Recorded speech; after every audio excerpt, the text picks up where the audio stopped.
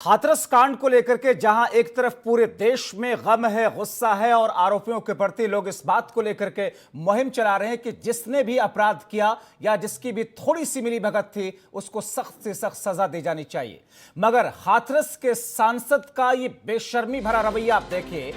हाथरस के हैवानों से जेल में मुलाकात करने के लिए सांसद राजवीर दिलेर पहुंचते हैं। उस गुड़िया के कातिलों से गलबहियां करते हुए नजर आते हैं राजवीर दिलेर। हैवानियत के आरोपियों से ऐसा कैसा याराना है, इस याराना को क्या कहें। सांसद राजवीर सिंह ने हाथरस के दरिंदों से मुलाकात की है। हालांकि इस मुलाकात को सांसद राजवीर सिंह खारिज कर रहे हैं। आरोपियों से मुलाकात की बात को उन्होंने नकारा है। मगर जो जानकारी हमारे पास आ रही है कि एक तरफ जहां पूरे देश में हाथरस से लेकर के पूरे देश में गम और गुस्सा है, उस पीड़िता के खिलाफ में जो कुछ हैवानियत हुई है, जिसे ना जीते जी जीने का अधिकार मिला, ना ही मरने के बाद में उसे अंतिम सम्मान मिला, और इसके बाद में एक सांसद जेल में जाकर के उन आरोपियों से अगर मुलाकात करे तो फिर इसे आप क्या कहेंगे। हालांकि जब इन तमाम चीजों को लेकर के सांसद राजवीर दिलेर से बातचीत करने की कोशिश की गई तो वो कहते हैं कि साहब मैंने मुलाकात नहीं की है। हमारे सहयोगी देवेंद्र पराशर हमारे साथ फोनलाइन के जरिए इस वक्त जुड़े हुए हैं। और देवेंद्र, खारिज कर रहे हैं सांसद महोदय, वो कह रहे हैं कि हमने तो मुलाकात नहीं की है, लेकिन जो जानकारी है कि जेल के अंदर जाकर के उन दरिंदों से मुलाकात की इन्होंने। निश्चित रूप से यही जानकारी है कि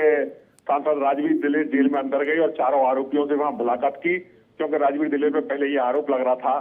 कि वो अपनी बिरादरी की जो पीड़िता है उसका पक्ष कर रहे हैं, इसलिए हो सकता है डैमेज कंट्रोल के लिए सांसद जी वहां गए हों। लेकिन जब सांसद से इस मामले में राजवीर दिलेर से बात करने की कोशिश की गई तो उन्होंने ये कहा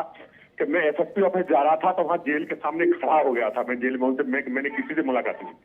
यानी कि जेल के आसपास वो देखे गए, और ऐसे में अगर ये मुलाकात हुई है देवेंद्र, तो इस मुलाकात के मायने क्या समझे जाएं, क्योंकि आरोपी पक्ष जिस तरीके से महापंचायत कर रहा है और उसमें कई सारे नेताओं का समर्थन भी हासिल हो रहा है कि घर वालों का, पीड़िता के परिवार का भी नार्को टेस्ट कराया जाए, और ऐसे में क्या अपनी पॉलिटिक्स चमकाने के लिए अब राजनेता ऐसे भी हरकत कर रहे हैं।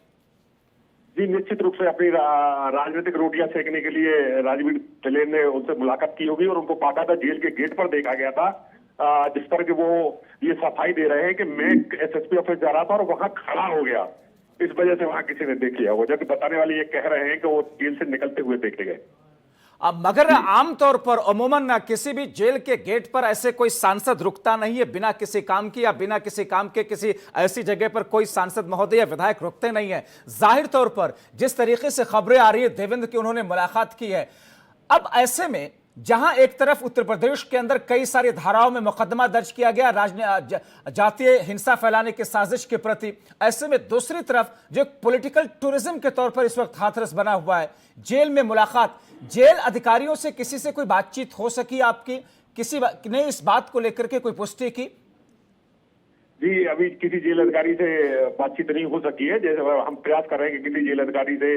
जेल सुपरिटेंडेंट या जेलर से बात हो जाए तो इस बात की पुष्टि हो जाएगी, और निश्चित रूप से वहाँ सीसीटीवी कैमरे भी लगे होंगे। हम प्रयास करेंगे कुछ उनके फुटेज मिल जाए तो ये स्थिति स्पष्ट हो पाएगी राजवीर दिलेर कितने बजे और कब उनसे मिल लेंगे। क्योंकि देवेंद्र, राजवीर सिंह दिलेर का बयान भी एक दिन पहले कुछ ऐसा ही आया था जिसमें वो इन आरोपियों के लिए बहुत सॉफ्ट होते हुए नजर आ रहे थे, और जिस तरीके की उनकी बातें थी, उनका बयान था, उसको लेकर के काफी हंगामा भी हुआ था।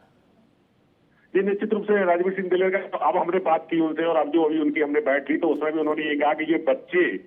पीड़ित, तो ये बच्चे आरोपी जो हैं वो दोषी हैं या निर्दोष हैं,